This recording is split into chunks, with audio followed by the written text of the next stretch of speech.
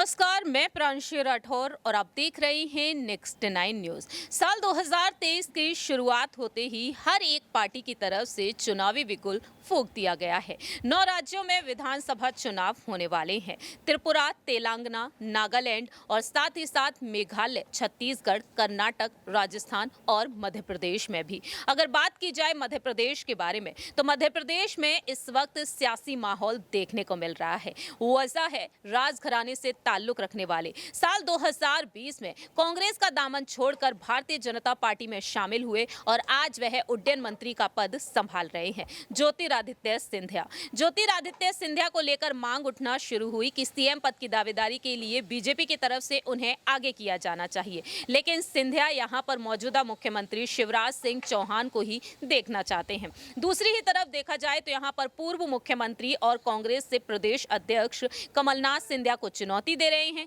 दावे ये किए जा रहे हैं कि कांग्रेस अध्यक्ष मल्लिकार्जुन खड़गे 24 से 26 फरवरी तक होने वाले रायपुर में राष्ट्रीय अधिवेशन के दौरान कमलनाथ पर अपना फैसला सुना सकते हैं कि उन्हें मुख्यमंत्री पद के लिए आगे करेंगे या फिर नहीं। खैर, वक्त के साथ साथ ही पता चलेगा, लेकिन इसी बीच यहाँ पर सवाल ये खड़ा होता है कि सिंधिया, जिनको लेकर ये कहा जाता है कि जिस पार्टी में वह जाते हैं उस पार्टी का जीतना पक्का है, तो ऐसे में सिंधिया के लिए ये चुनाव कितने ज्यादा मायने रखते हैं। 2024 में लोकसभा चुनाव होंगे। सिंधिया को दिल्ली की सियासत में एक्टिव किया गया। मोदी सरकार की तरफ से मोदी कैबिनेट का वह हिस्सा है, लेकिन जरूरत पड़ने पर बार बार उन्हें मध्य प्रदेश की सियासत में भी एक्टिव किया जाता है।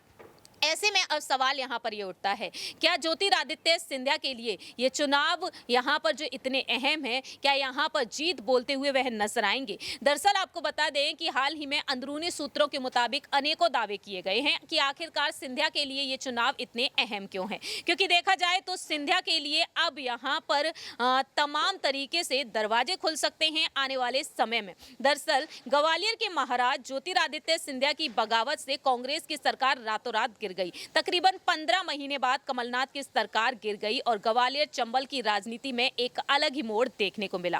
अब यहाँ पर राजनीति के जानकारों के मुताबिक बात सामने आई है कि ज्योतिरादित्य सिंधिया बीजेपी के छत्रपों के साथ कर अपनी स्थिति मजबूत करने में जुटे हुए हैं, लेकिन बीजेपी कैडर उनकी जमीन सरकाने में जुटा हुआ है। इस क्रम में देखा जाए तो बीजेपी दिग्गज जयभान सिंह पवैया की चाची के गुजर जाने पर सिंधिया का पहुंचना चर्चा का विषय बन गया। लेकिन दूसरी ही तरफ देखा जाए तो ज्योतिरादित्य सिंधिया ने कैलाश विजयवर्गीय और उमा भारती से भी अपने संबंधों में गर्माहट ला दी है। साल 2018 में विधानसभा चुनाव हुए थे और उन विधानसभा चुनाव के बाद ज्योतिरादित्य सिंधिया ने 2020 में अचानक बड़ा फैसला लिया, वह बीजेपी से जुड़ गए। अब देखा जाए तो यहाँ पर सिंधिया को चुनौती देने के लिए तमाम तरीके से खड़गे रणनीतियां बना रहे हैं। उन्होंने अपने प्रत्याशियों को पहले से ही आगे करना शुरू कर दिया है। ग्वालियर में कांग्रेस कमजोर हो गई सिंधिया के इस्तीफे के बाद। अब देखा जाए तो यहां पर ये चुनौतियां भी सामने आ रही हैं कि कांग्रेस को सिंधिया से नाराज बीजेपी नेताओं और कार्यकर्ताओं का साथ भी मिल रहा है। कहा यह भी जा रहा है कि सिंधिया की राजनीतिक जमीन उनके समर्थकों को मिलने वाली विधानसभा के टिकट और उनके जीतने के बाद तय होगी। ग्वालियर चंबल के अलावा मालवा और मध्य भारत से अपने 40 से 50 समर्थकों के लिए टिकट की दावेदारी वह कर सकते हैं। 20 से 25 समर्थक भी जीत कर अगर आ जाते हैं तो बीजेपी में कमांडिंग सीट पर सिंधिया नजर आएंगे, जिससे कि कहीं ना कहीं उनका औहदा बढ़ जाएगा। सिंधिया विरोधी नेता चाहते हैं कि उनके समर्थक विधायकों की संख्या आधा दर्जन तक सिमट कर रह जाए और राजनीतिक कद उनका छोटा हो जाए।